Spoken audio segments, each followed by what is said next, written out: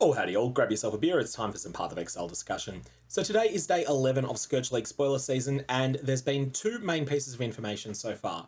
It's entirely possible that more might come out later. If that happens, I'll put out a second video if needed. If it's just small things, I might just put something up in the community post instead. But the first thing that we got was a change to the Ranger starting area of the passive tree. And this one's pretty significant. There's a couple of things that are hidden in this. So firstly, Aspect of the Links is now cleaner to pick up. This is a node that a lot of people don't take in the current tree. It's a pretty powerful node for a lot of builds, but it's usually 2 points to take. Now it looks like it's going to be 1 point for a lot more builds than it is currently. But the other thing that's a bit easier to miss on this is that the Heart of Oak cluster is being changed. So if we have a look, this is what the Ranger tree looks like in 3.15. Some really helpful person posted this on Reddit, and I'll put a link to their post below. You'll notice that these are sort of movement speed themed nodes with Heart of Oak. They're changing to life themed nodes, just judging by the coloration and the artwork on them. So that's going to make this cluster, or this path, much more appealing than it is currently. Heart of Oak is a pretty good life node, but it's adjacent to two pretty bad nodes at the moment. And it makes pathing through this area feel pretty bad. Either you take the mana side and miss Heart of Oak, or you take the mana side and then you take a 2-point dip to take Heart of Oak as a 2-point node, or you take the 3-point path and it feels like it's a really awkward travel section. So this should make Rangers a little bit stronger than they are now, just having these extra options. And then also the other thing people keep talking about, and like I can't unsee this is asymmetric and really awkward. Obviously, they're going stylistically for a bow here. I don't like it.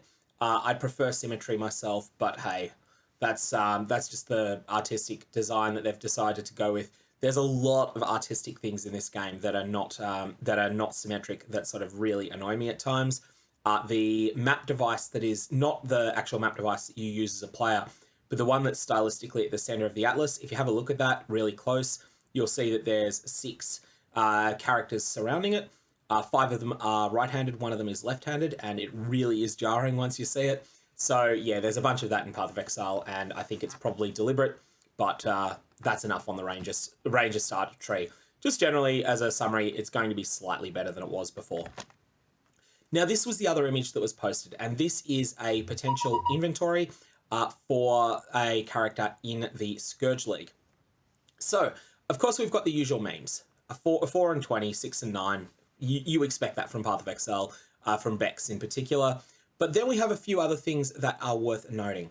So the big news, the big one is these stacking Scarabs and other fragments and incubators and stuff like that. No more are these going to clog up your entire inventory. I think one of the things that's going to be a massive change with Scarabs, at the moment, if I'm running maps that are running multiple Scarabs on them, generally, you kind of can't run multiple maps in a row without doing a whole bunch of inventory Tetris. That is going to improve out of sight when you can just have stacks of various Scarabs you want to use and then have the maps next to them. It's going to be so much easier. You're going to use up so much less of your inventory. Additionally, Sacrifice Fragments are going to be worth picking up again.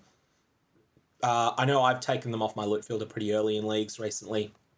And likewise, incubators will be picked up a bit more than they are at the moment as well. So let's talk about other things that don't exist in the game at the moment that currently exist on this image.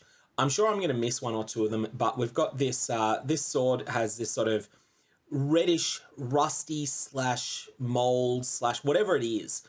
It's seen stylistically on a few items here. So it's on this sword, it's also on this armor, and it's on this map. We don't know yet what this is going to be. It's clearly, just judging by the colors, it's related to the Scourge League. So I'm expecting we will get solid information on this during the live stream announcement tomorrow. So just going over the live stream announcement tomorrow, it is happening when this video is about 19 hours old. It'll be over on Twitch. I will be restreaming it. So you can either watch it directly from the Path of Exile channel, or you can watch my restream of it, or anyone else's that you want to see. So there's a lot of different options for watching it.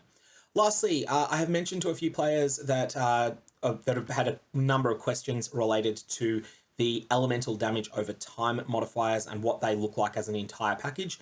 The Twitch streamer Shaq Central has put out a video that summarizes the impact on his build, which I think is the best build for Vortex at the moment going around.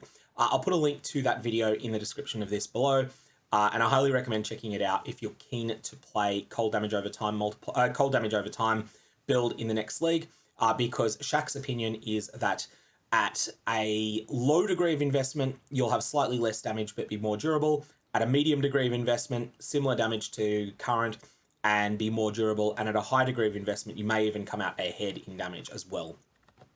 So that's all I got. May your Varlobs have interesting results, and I will see you around.